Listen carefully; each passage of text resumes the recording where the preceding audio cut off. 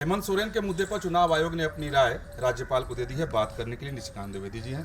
निशिकांत जी, news एशन में स्वागत है आपका। चुनाव आयोग में चल रही थी सुनवाई, उसके बाद चुनाव आयोग ने अपनी तरफ से जो राय देनी है वो राज्यपाल को दे दी है।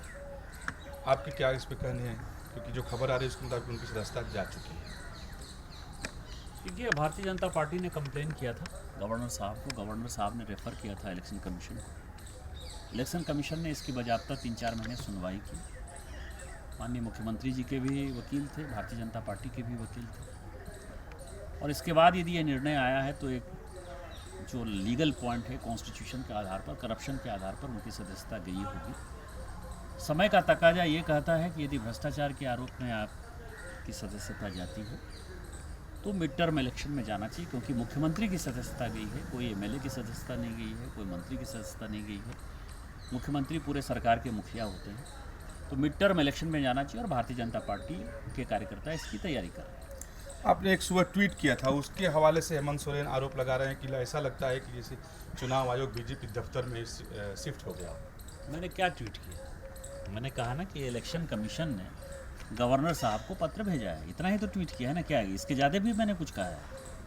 अब इसके ज़्यादा कुछ कहा होगा तो ये यदि उसका बाल का खाल निकालना चाहते हैं, तिल का ताड़ बनाना चाहते हैं, तो ये उनके बुद्धि पर तरस आता है, उनके सलाहकारों की बुद्धि पर तरस आता है। उनके जो शकुनी हैं उन्होंने उनको यहाँ रसातल तक पहुँचा दिया। उनको अपने अंदर आत्मावलोकन करना चाहिए। हमारे तो विधायक हैं, एक क्षेत्र में काम नहीं किया उन्होंने। रोडें इतनी जर्जर हैं, जिस गोड्डा के वो विधायक हैं, गोड्डा से सुंदर पहाड़ी जो उनका जाता है क्षेत्र, वहाँ तक जाने के लिए अच्छा रोड नहीं है। आप क्या बात करते हैं? तो जिस आदमी को केवल भ्रष्टाचार करना है, भ्रष्टाचारियों से घिरे हुए हैं, दलालों से घिरे हुए हैं, उनकी इतनी ही बुद्धि काम करती है। निशिकांत जी, तो राज्यपाल क्या संज्ञान लेते हैं, क्या निर्णय लेते हैं, वो तो आ जाएगा। हो सकता है शाम तक वो उनका भी निर्णय सामने आ जाए। अभी की राजनीतिक परिस्थिति को किस तरह देखते हैं? क्योंकि पहले बातें आई थी कि शायद अगर सदस्यता जाए तो अपनी पत्नी को भी सीएम बना सकते हैं। वो किसी को, दाऊद इब्राहिम को भी सीएम बना सकते हैं, वो AK-47 वाले प्रेम प्रकाश को भी सीएम बना सकते हैं। उनके अपनी मर्जी, जिसको सीएम बनाना चाहते हैं सीएम बना लें। और गवर्नर साहब और उनके बीच का मामला, उनके पार्टी के बीच का मामला है, उनके सहयोगी पार्टी कांग्रेस के बीच का मामला है, हमारा कोई विषय नहीं है।